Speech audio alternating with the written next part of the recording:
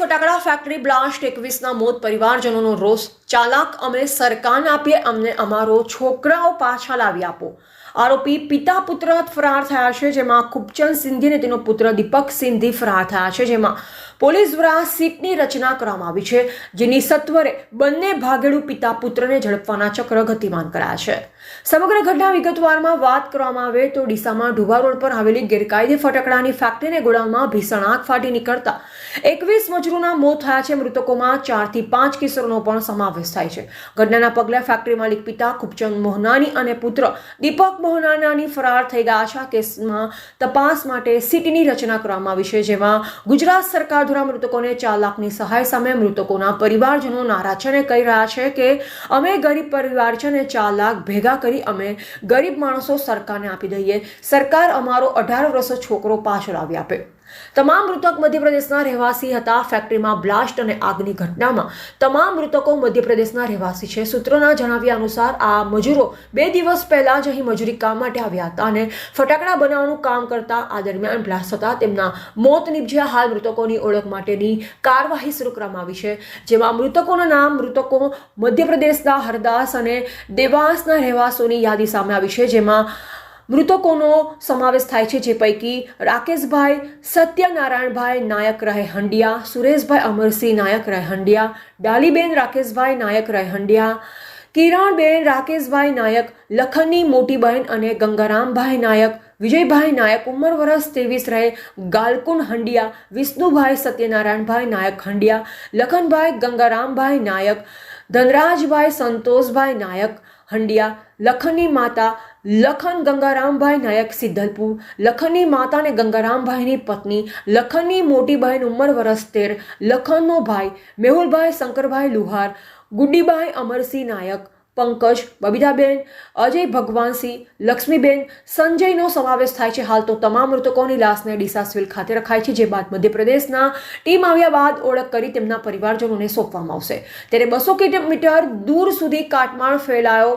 પ્રાથમિક માહિતી મુજબ ફટાકડા બનાવવાના દારૂગોળામાં પ્રચંડ વિસ્ફોટ થતા આગ લાગી હોવાનું અનુમાન લગાવવામાં આવી રહ્યું છે. વિસ્ફોટ એટલો પ્રચંડ હતો કે બાજુમાં આવેલ ગોડાઉન ધરાશાયી થતા 200 મીટર દૂર સુધી કાટમાળ ફેલાયો, જ્યારે મજૂરોના માનવ અંગો પણ દૂર દૂર સુધી ફેંકાયા. આ ઘટનાની જાણ થતાં ડીસા નગરપાલિકાના ફાયર ફાઈટર અને 108 એમ્બ્યુલન્સ તાત્કાલિક ઘટના સ્થળે પહોંચી અને હાલ એસડીઆરએફની ટીમ પણ ઘટના સ્થળે પહોંચી રેસ્ક્યુની કામગીરી હાથ ધરી છે. એફએસએલની ટીમ દ્વારા પણ વિસ્ફોટ અંગે તપાસ હાથ ધરવામાં આવી છે. ફટાકડા વેચવાની મંજૂરી મેળવી ફટાકડા બનાવ્યા હતા, જેમાં મળતી માહિતી મુજબ દીપક ટ્રેડર્સ નામની ફેક્ટરીમાં ફટાકડા બનાવવામાં આવી રહ્યા હતા. આ કંપની ખૂબચંદ સિંધી નામની વ્યક્તિ છે. આ ફટાકડાની એજન્સીમાં તેઓ વિસ્ફોટક પદાર્થ લાવી ફટાકડા બનાવતા. જોકે માલિકે માત્ર ફટાકડા વેચવા માટેની જ પરમિશન લીધેલ છે, ફટાકડા બનાવવા માટેની નહીં, જેથી સ્થાનિક પોલીસ અને વહીવટીતંત્ર દ્વારા અંગે વધુ તપાસ ચલાવવામાં આવી રહી છે. ખૂબચંદ સિંધી ફટાકડાનો હોલસેલનો વેપારી છે, જે તમિલનાડુમાં શિવકાશીની ફેક્ટરીઓમાં પોતાના માટે કાર્ગો કિંગ, દીપક, આંધી તુફાન, ડિજિટલ સ્કાય, ડાયમંડ સહિત વિવિધ બ્રાન્ડથી જુદા જુદા ફટાકડા બનાવડા હતા, પરંતુ હવે તેણે ડીસામાં જ ફટાકડા બનાવવાની શરૂઆત કરી હતી. મજૂરોના માનવ અંગ દૂર દૂર સુધી ફેંકાયા. મજૂરો ફટાકડા બનાવી રહ્યા હતા ત્યારે અચાનક જ વિસ્ફોટ થતા મજૂરોના માનવ અંગો પણ દૂર દૂર સુધી ફેંકાયા. બાજુના ખેતરમાંથી પણ માંસના લોચા મળ્યા. ઘટના સ્થળે ભારે અફરાતફરી મચી. ફાયર વિભાગના કર્મચારીઓ ભારે જહેમત બાદ આગને કાબૂમાં લઈ લીધી. જોકે આગની ભયાનકતાના કારણે હજુ પણ મોતનો આંકડો વધવાની શક્યતા છે. 18 જેટલા મજૂરોના મૃતદેહ બહાર કઢાયા. ઘટનામાં કેટલા મજૂરો હાજર હતા અને કેટલા મજૂરો સુરક્ષિત છે તે અંગે હજુ સુધી કોઈ સત્તાવાર માહિતી પ્રાપ્ત થઈ નથી, પરંતુ 18 મજૂરની લાશ બહાર કાઢવામાં આવી છે, જ્યારે 5 જેટલા ઇજાગ્રસ્ત મજૂરને ડીસા સિવિલ હોસ્પિટલમાં સારવાર અર્થે લઈ જવાયા છે. ડીસાના ધારાસભ્ય પ્રવીણભાઈ માળી, ડીસા નાયબ collector Neha Panchal, Deesa DYSP CL Solanki, મામલતદાર વિપુલ બારોટ સહિત તંત્રના અધિકારીઓ ઘટના સ્થળે દોડી આવ્યા. ફાયર ફાઈટરની ટીમે આગ પર કાબુ મેળવ્યો. બનાસકાંઠા કલેક્ટર મિહિર પટેલે જણાવ્યું કે આજે 1 એપ્રિલે સવારે ડીસા ખાતે ઇન્ડસ્ટ્રીયલ વિસ્તારમાં એક ફટાકડા બનાવવાની ફેક્ટરીમાં પ્રચંડ બ્લાસ્ટ થવાના સમાચાર મળ્યા. આ બ્લાસ્ટના કારણે ફેક્ટરીનો સ્લેબ ધરાશાયી થયો. ફેક્ટરીમાં કામ કરતા મજૂરોના પરિવારો પણ અહીં જ રહે છે. હાલ ડીસા નગરપાલિકાની ફાયર ફાઈટરની ટીમે આગ પર કાબુ મેળવી લીધો છે. 3 જેટલા લોકો 40%થી વધુ દાઝ્યા. ડીસાના એસડીએમ નેહા પંચાલે જણાવ્યું કે પ્રાથમિક માહિતી મુજબ એક બ્લાસ્ટનો અવાજ સંભળાયો, જે કારણે એક ધાબુ પડી ગયું, જેથી કેટલાક લોકો દટાઈ ગયા. આ બધાને સિવિલ હોસ્પિટલ ખસેડવામાં આવ્યા છે. 6 લોકો હાલ સારવાર હેઠળ છે, જેમાંથી 3 જેટલા લોકો 40%થી વધુ દાઝ્યા છે. જોકે અત્યારે મોતનો ચોક્કસ આંકડો કહી શકાય તેમ નથી.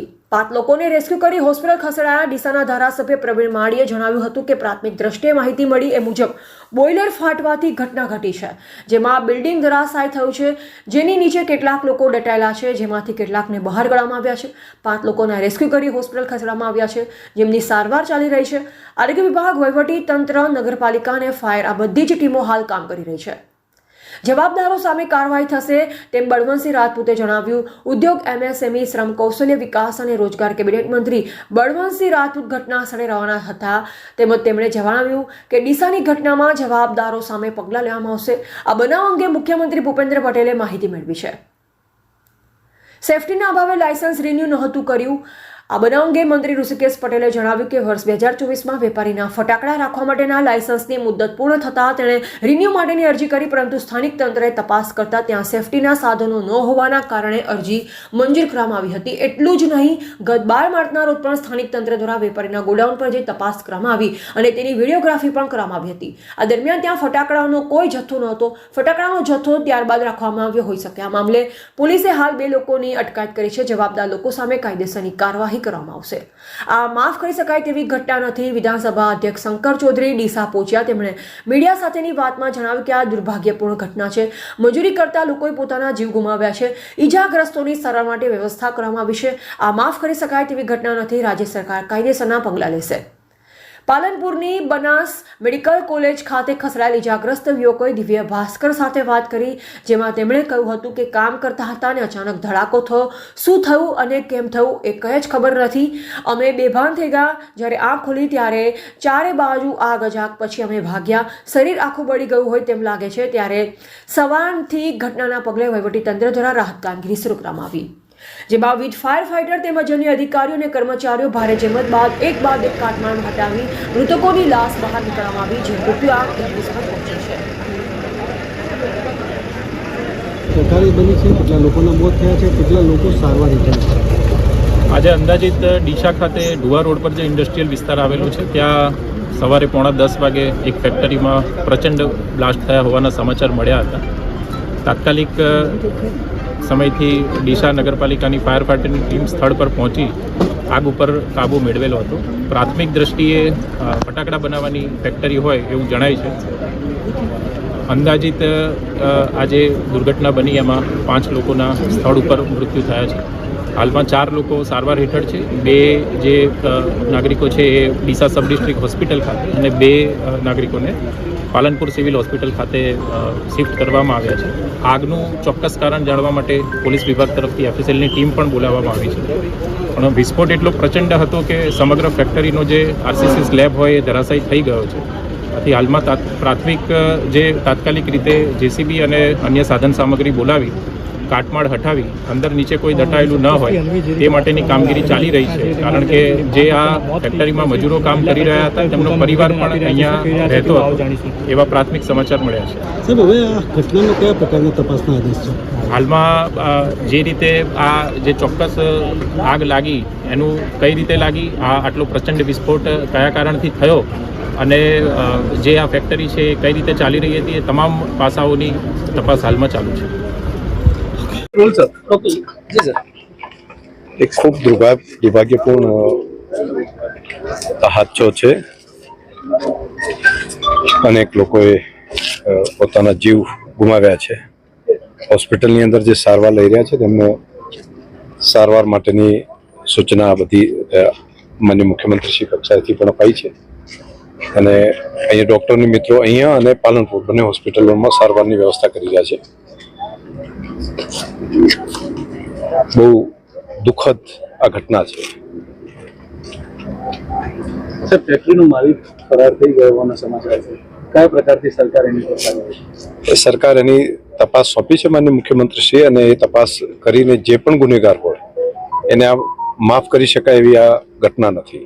આ બહુ દુર્ભાગ્યપૂર્ણ ઘટના છે અને નિર્દોષ લોકોએ કઈ રીતે એને જાન ગુમાવ્યા એની ડિટેલ તપાસનો આવશે ત્યારે ધ્યાન ઉપર આવશે, પરંતુ મજૂરી કરતા લોકો, એવા ગરીબ લોકોએ જાન ગુમાવ્યા છે.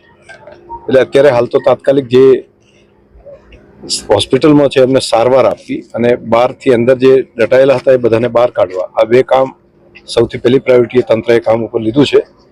નગરપાલિકા, જિલ્લા કલેક્ટર તંત્ર, બાકીના ફાયરની ટીમ અને સ્થાનિક પ્રજાજનો બધાય ભેગા થઈને આ કામની અંદર લાગ્યા છે. અને અત્યારે પહેલી પ્રાયોરિટી મને લાગે છે કે હોવી જોઈએ તપાસ, અને બાકીનું છે એ રાજ્ય સરકાર એનો નિર્ણય કરશે. આપ અહીંયા આવ્યા, વિઝિટ કરી, આપની પાસે શું માહિતી છે, કઈ રીતના ઘટના બની અને કેટલા લોકોના મૃત્યુ? ખરેખર આ ઘટના બહુ દુઃખદ બાબત છે, અતિ દુઃખદ બાબત છે. અહીં આવીને હું અધિકારીશ્રીઓ સાથે અને જ્યારે ગાંધીનગરથી નીકળ્યો ત્યારથી ટેલિફોન ઉપર મોટાભાગે બધી માહિતી લેતો રહ્યો છું. પ્રત્યક્ષ રીતે અહીંયા આવીને જે જોયું છે, અહીં આગળ ગોડાઉન, જેમ 5 દુકાનો આપણે બધાને પ્રત્યક્ષ દેખાય છે એ રીતની અહીંયા આગળ દુકાનો હતી અને એની અંદર વિસ્ફોટ થયો અને વિસ્ફોટના કારણે આજે આ દુઃખદ ઘટના બની છે. વિસ્ફોટ શેના માટે થયો એની તપાસ ટીમ કરી રહી છે. એ રિપોર્ટ આવશે તો આપણને એ પણ ખ્યાલ આવી જશે કે આ શેનાથી વિસ્ફોટ થયો છે. આ દુર્ઘટનામાં હમણાં હું આવ્યો ત્યારે પહેલાં ફોન પર 18 હતી, પ્રત્યક્ષ રીતે આજે હમણાં 2 વધી છે, 20 લોકોના મૃત્યુ થયા છે.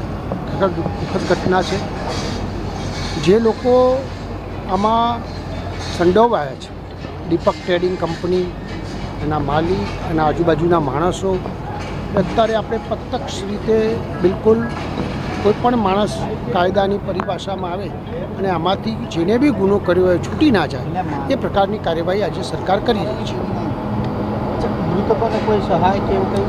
આદરણીય મુખ્યમંત્રીશ્રીએ હમણાં ટ્વીટ કરીને આપણે જોયું હશે, દરેક લોકોને 4 લાખ રૂપિયા પ્રમાણે, આમ તો માણસ પાછો ના લઈ શકાય, પણ તો એક દુઃખ ઘટનાની અંદર એક નાનકડી મદદ થઈ શકે એ પ્રકારના 4 લાખ રૂપિયા ગુજરાત સરકારે આપવાનું કીધું છે. જે લોકો ઇજાગ્રસ્ત છે એમને 50,000 રૂપિયા આપવાનું કીધું છે.